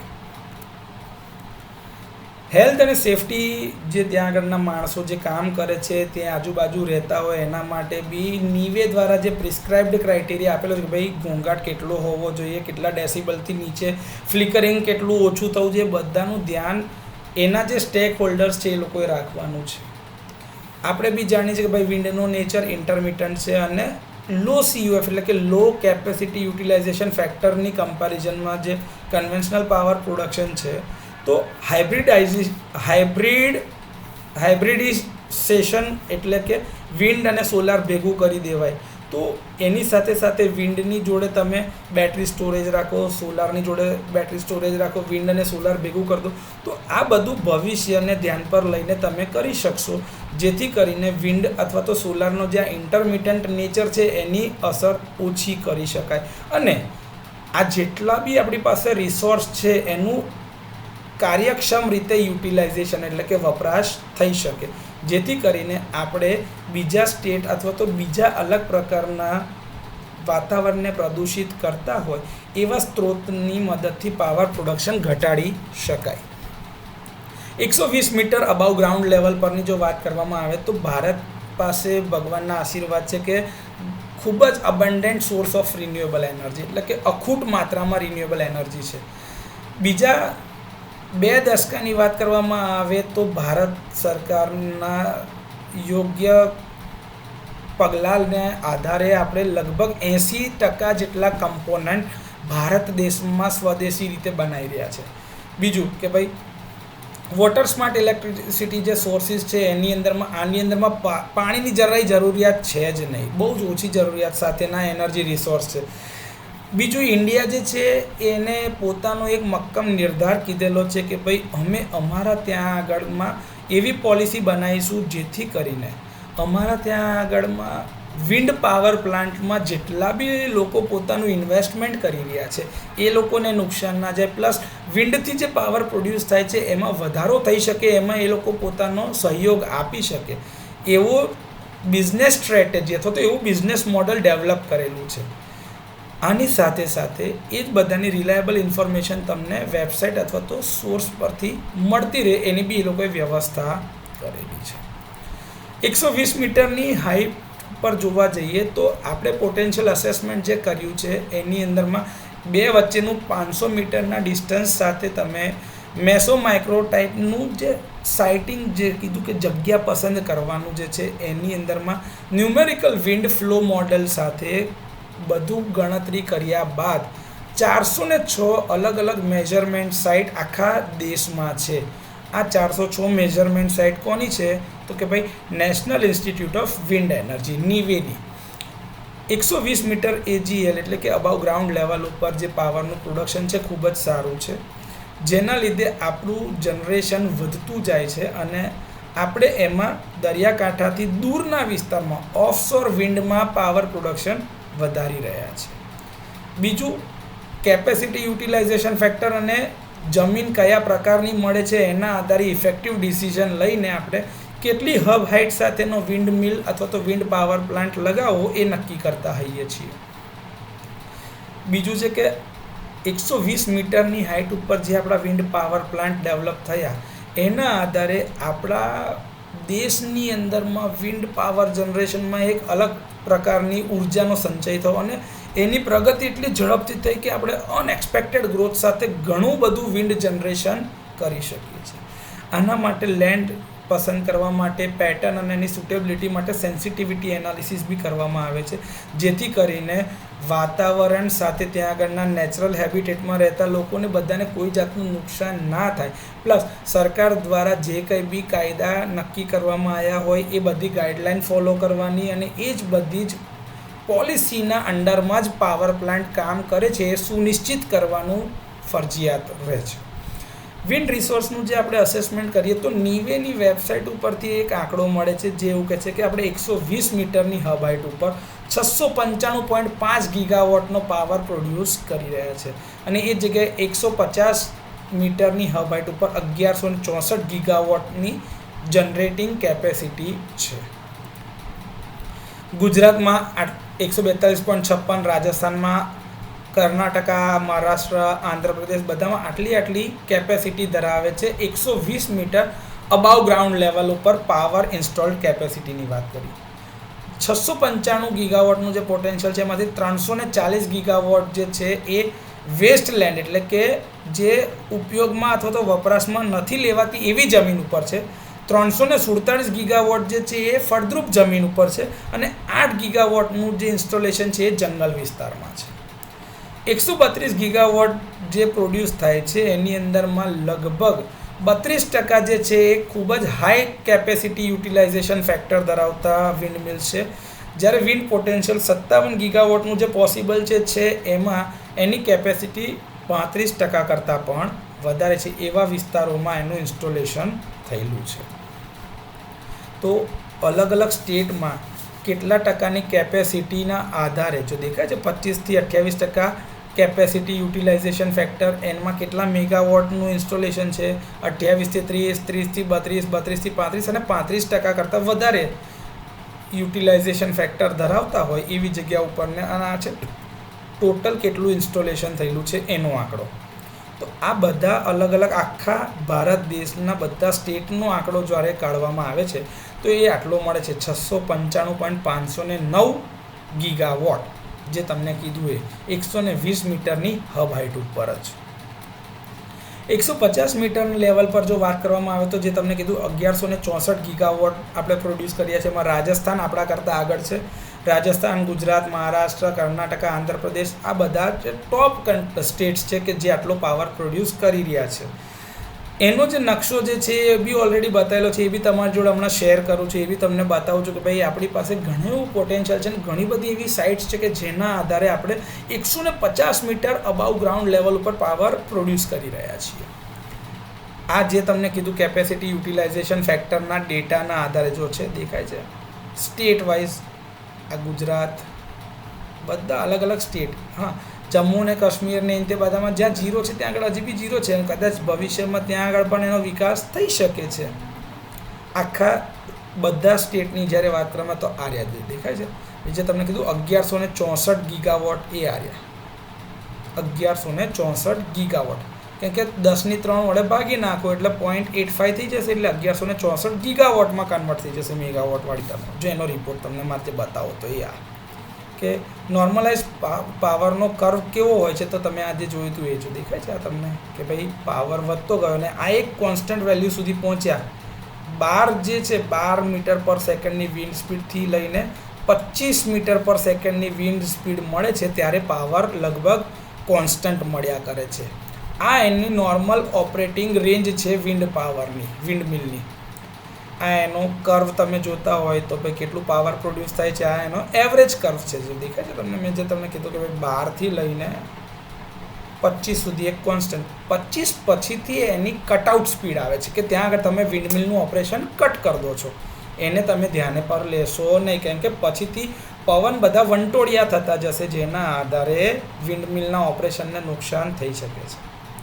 જે તમને કીધું કે ભાઈ 150 મીટરની હબ હાઇટ ઉપર જે બી વિન્ડમિલ બન્યા છે એમાં 80% પોટેન્શિયલ અવેલેબલ છે વેસ્ટલેન્ડમાં, 30%નું પોટેન્શિયલ કલ્ટિવેટેડ લેન્ડમાં અને 5% જંગલ વિસ્તારમાં અવેલેબલ છે. પર્સન્ટેજ CUFના આધારે જો 25% કરતાં વધારની વાત કરવામાં આવે તો અલગ અલગ સ્ટેટની અલગ અલગ વેલ્યુઝ જે છે આ ઓલરેડી ત્યાં આગળ મેં મૂકી રાખેલું છે. પોટેન્શિયલ બધાનું આ બધો જ રિસોર્સ તમારી સાથે PDF જે છે એ બધા રેફરન્સમાં અવેલેબલ છે અને તમારી સાથે ગ્રુપમાં પણ શેર કરવામાં આવશે. જે તમને કીધું 150 મીટર અબાઉ ગ્રાઉન્ડ લેવલ પર 1164 ગીગાવોટની કેપેસિટી છે RL. એમાંથી 544 ગીગાવોટ વેસ્ટલેન્ડમાં ઇન્સ્ટોલ કરેલું છે. 607 ગીગાવોટ કલ્ટિવેબલ લેન્ડ એટલે કે જે ફળદ્રુપ જમીન છે ત્યાં આગળ બીજી ખેતી થઈ શકતી હોય, અને 12 ગીગાવોટ જે છે જંગલ વિસ્તારમાં ઇન્સ્ટોલ કરવામાં આવેલું છે. બરાબર છે. આ રિપોર્ટ જે છે જો એનો ગ્રાફ છે, આ જ્યાં આગળ તમને વિન્ડ ફાર્મની આ બધી અલગ અલગ સાઇટ દેખાય કે ભાઈ કયા કયા સ્ટેટમાં કઈ કઈ જગ્યા પર છે દેખાય છે લીલું લીલું બધું. હા, એ અહીંયા આગળ દેખાય છે. જો કલર તમને કોડ કર્યો છે ને એના આધારે ખબર પડશે. અને આ જે બ્લેક કલર જે દેખાય છે એ બાઉન્ડ્રી છે, એ સ્ટેટની અલગ અલગ સ્ટેટની બાઉન્ડ્રીઝ કરેલી છે.